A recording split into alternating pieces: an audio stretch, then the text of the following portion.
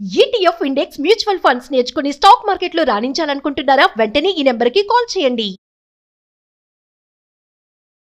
Hi viewers, India's largest digital media network Suman టీవీకి స్వాగతం. ప్రస్తుతం మనతో ఉన్నారండి senior journalist and life coach Padma Meenakshi గారు. సో అంటే చాలా మంది ఏంటి అంటే ఎన్ని ఉన్నా కూడా అంటే ఆడవాళ్ళ మెంటాలిటీ అయితే ఫస్ట్ చెప్తున్నానండి, మనకు బట్టలు బోల్డ్ అన్ని ఉన్నా కూడా ఈ రోజు వేసుకున్నది మళ్ళా ఇంకొకసారి వేసుకోవాలి అంటే మాత్రం మనసు ఒప్పదు. ముఖ్యంగా పెళ్లిళ్ళకైనా ఆఫీస్లకైనా ఎక్కడికన్నా వెళ్ళాలి, నలుగురితో కలవాలి అన్నా కూడా ఇది ఒకసారి వేసుకున్నాం కదా నెక్స్ట్ వేసుకోబుద్ధి కాదు. సో ఇలా ఎవరు ఏమనుకుంటారో ఏమో అని అనుకునే వాళ్ళకి పద్మ మీనాక్షి గారితో వాళ్ళ గురించి మాట్లాడదాం. నమస్తే అండి. నమస్తే రాధా. సో పద్మ గారు ఆల్రెడీ మీరు సూపర్ గా చెప్పేస్తారు. నేను అది చూసే పద్మ గారిని పిలిచాను అనమాట. ఈ ఎవరో ఏమో అనుకుంటారు, ఎవరో ఏమో అనుకుంటారని అంటే మనం వేసుకునే డ్రెస్ కానీ, వేసుకునే చెప్పులు కానీ, మన చేతిలో మొబైల్ కానీ, హ్యాండ్ బ్యాగ్ కానీ ఏవైనా సరే మనం ఎలా అంటే మనకు ఒక స్టేటస్ చూపిస్తుంది అనేది చాలా మందికి ఉంటుంది. ఇది వేసుకోకపోతే వాళ్ళు ఏమనుకుంటారు, లేకపోతే ఇది ఒకసారి వేసుకున్నారు రెండోసారి వేసుకుంటే వాళ్ళు ఏమనుకుంటారు, వాళ్ళు ఏం కొట్టరు తిట్టరు, బట్ ఆ మైండ్ సెట్ తో ముందుకు వెళ్ళలేకపోయే వాళ్ళు చాలా మంది ఉన్నారు. ఏమంటారు?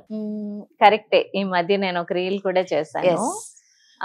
ఇది ఎందుకు వచ్చిందంటే పూర్వం అసలు ఇండియాలో ఈ కల్చర్ లేదు. మనదంతా కూడా సస్టైనబుల్ కల్చర్. మీరు యాన్షియంట్ ఏజ్ కానీ ఏదైనా చూసుకుంటే మన అమ్మ వదిలేయండి, అమ్మమ్మ జనరేషన్లో పట్టు చీరలు అంటే కొన్ని అకేషన్స్కి మాత్రమే కొనేవారు. వాళ్ళ పెళ్ళప్పుడు కొన్నవి, లేకపోతే ఒక ఇంపార్టెంట్ పండగో లేకపోతే ఇంపార్టెంట్ అకేషన్ కొన్నవి. కౌంటబుల్ పట్టు చీరలే ఉండేవి. కౌంటబుల్ పట్టు చీరలు ఇన్ని షాపులు లేవు, ఇంత ఆన్లైన్ షాపింగ్ లేదు, ఇంత ప్రొడక్షన్ కూడా లేదు. హ్యాండ్లూమ్ వీవింగ్ మనదంతా. ప్రతిదీ కూడా మనవి సస్టైనబుల్లే. మొబైల్ వదిలేయండి, క్యారీ చేసే పర్స్ నుంచి బ్యాగ్ నుంచి విమెన్ బయటికి వెళ్ళడం కూడా తక్కువ ఉండేది. రాయల్టీ. సో రాయల్ ఫ్యామిలీస్ ఆ స్టైల్ మెయింటైన్ చేసేవారు. సో వాళ్ళ దగ్గర డబ్బులు ఉండేవి కాబట్టి వాళ్ళ కలెక్షన్ కూడా అంతే తీవ్రంగా ఉండేది. నార్మల్ మిడిల్ క్లాస్ వాళ్ళకు వచ్చేసరికి లిమిటెడ్ క్వాంటిటీ ఆఫ్ శారీస్ కానీ క్లోతింగ్ కానీ, లిమిటెడ్ పర్చేస్, సస్టైనబుల్ పర్చేస్. ఆ చీరలు నెక్స్ట్ జనరేషన్కి, అక్కలకి, చెల్లెళ్ళకి కూడా వెళ్తూ ఉండేవి. That was our lifestyle once upon a time. ఇదేమైంది, post 90s economic liberalisation, industrialisation, women ఆఫీసెస్కి వెళ్ళడం, కార్పొరేట్ కల్చర్ ఇది స్టార్ట్ అయింది. స్టార్ట్ అయిన తర్వాత ఏంటంటే ప్రొడక్షన్ కూడా ఎక్కువైంది కదా. ప్రొడక్షన్ ఎక్కువయ్యేసరికి కన్జ్యూమరిజం పెరిగింది. ఈ కన్జ్యూమరిజం పెరగడంతో పాటు నేను థియరీ చెప్తున్నాను అనుకోవద్దు, ఇక్కడ ఏమైందంటే సైకాలజీ ఎప్పటి నుంచో పాతదే, మళ్ళీ ఇదే ఎలా కట్టుకుంటాము అన్నది పాతదే.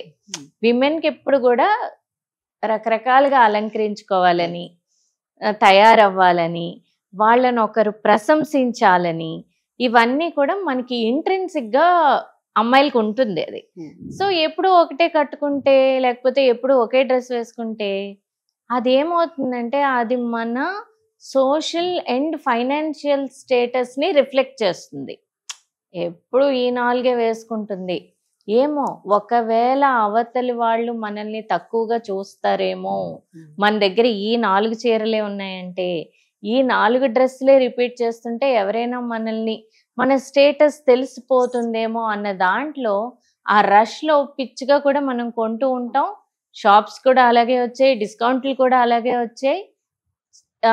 చెప్పాలంటే కన్జ్యూమరిజం, వినిమయ సంస్కృతి పెరిగిపోయింది.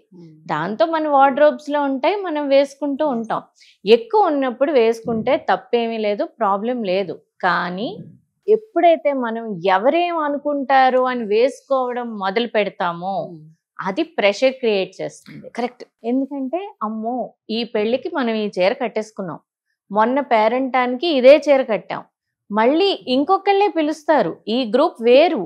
కానీ మనం ఈ ఫొటోస్ పోస్ట్ చేస్తాం కదా మరి ఫేస్బుక్లో, ఇన్స్టాగ్రామ్లో, ఈవిడెప్పుడు ఇదే చీరతో పోస్ట్ చేస్తుంది అని ఎవరైనా అనుకుంటారనో. ఎక్కువ మనకి మనం ఇష్టపడి కట్టుకోవడం, పోస్ట్ చేయడం వేరు, ఎవరైనా ఏమైనా అనుకుంటారేమో అని రష్ షాపింగ్ చేయడం వేరు. ఈ రెండింటికి చాలా డిఫరెన్స్ ఉంది. రష్ షాపింగ్లో మనకి తెలియకుండానే మన వాల్యుబుల్ మనీ ఖర్చు పెట్టేస్తాం, అది అందరం చేస్తాం. నేను కూడా ఎప్పుడైనా చేస్తాను. ఎందుకంటే లేవు అని కాదు, ఇంకొకటి కొత్తగా కొందాం, ఇంకొకటి కొందాం, వెళ్తున్నాం కదా, ఏమైంది, ఓకే ఒక్కటే కదా అన్న దీంట్లో నేనేమంటానంటే ఈ బబుల్లోంచి బయటకు వచ్చేద్దాం. ఎవరేమనుకుంటారు, పదే ఉండని, నిన్నుగా యాక్సెప్ట్ చేసే మనుషుల దగ్గరికి వెళ్ళు.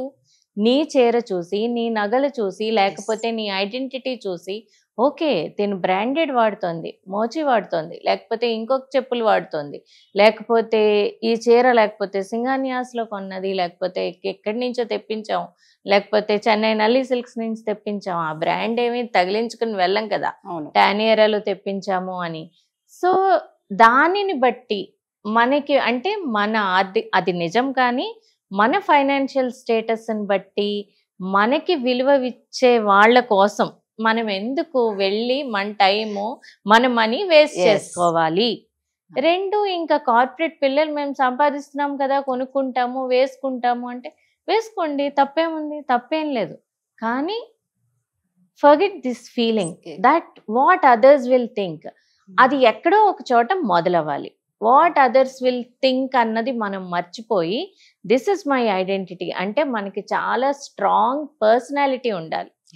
మన ఐడెంటిటీ చెప్పడానికి మనకి చాలా స్ట్రాంగ్ పర్సనాలిటీ ఉండాలి. అలాగే బ్యాగ్స్, ఈ మధ్య ఒక ఫ్రెండ్ అన్నారు, అంత బాగా తయారై క్లాత్ బ్యాగ్ వేసుకుంటావేంటి అని. కానీ క్లాత్ బ్యాగ్ వేసుకోవడంలో ఒకటి ఉంది నాకు, అవి that makes me very free, బరువు ఉండదు. But when I carry a leather handbag, ఆ వెయిట్ నేను క్యారీ చేయలేను, మొత్తం పర్సనాలిటీని డిస్మాంటిల్ చేసేస్తుంది అని. When you are wearing a nice costume, nice sandals and you are carrying a cloth handbag, your personality will be distorted అంది. కరెక్టే, we are not movie actors or actresses to impress somebody. We are not in the fashion industry. Look for your comfort. So don't imitate. ఒకటి నేను చెప్పేది, don't imitate others, do what makes you happy. నిన్ను ఏది హ్యాపీగా ఉంచుతుంది. Okay, నీకు leather hand bag carry చేయడం ఇష్టమా, మంచి కాస్ట్యూమ్ వేసుకోవడం ఇష్టమా, do it. And if you can afford it, do it. But వాళ్ళని చూసి నీకు ఇష్టం లేనిది ఇమిటేట్ చేయకు. నేనైతే that's my personality and that's what I tell my kids also, that don't imitate anybody. ఎవరేం అనుకుంటారో అన్నది ముందు తీసేయండి.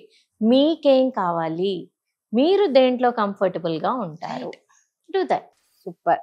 నిజంగా మీరు అన్నది 100%. మన కంఫర్ట్ని బట్టే మనం ఏదైనా చేయాలి. మీరు పద్మ గారు అన్నట్టు ఎవరో ఏదో అనుకుంటూ ఉన్నారంటే మనం చాలా ఇబ్బంది పడిపోతూ ఉంటాం. ఉందా, ఎంజాయ్ చేయండి, లేదా మీకు ఎలా కంఫర్ట్ ఉంటే అలా ఎంజాయ్ చేయండి. థ్యాంక్ యూ అండి. Thank you.